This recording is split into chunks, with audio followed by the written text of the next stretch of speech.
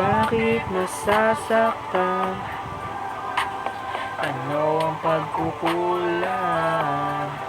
Dapat bang pagbayaran ang di naman inutang?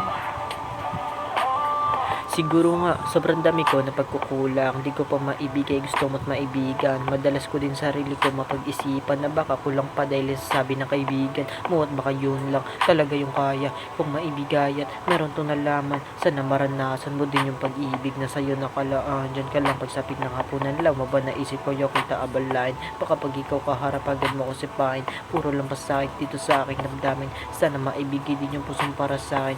Yoko mabigo, sana di natupularin ang bibigay na puso, sana di mo na usahin kasi kilala na kita lang po iyong hangarin, kaya please lang lumayo ka sa akin kasi nga puso ba't di papalayain sa kahapon na init ng damdamin.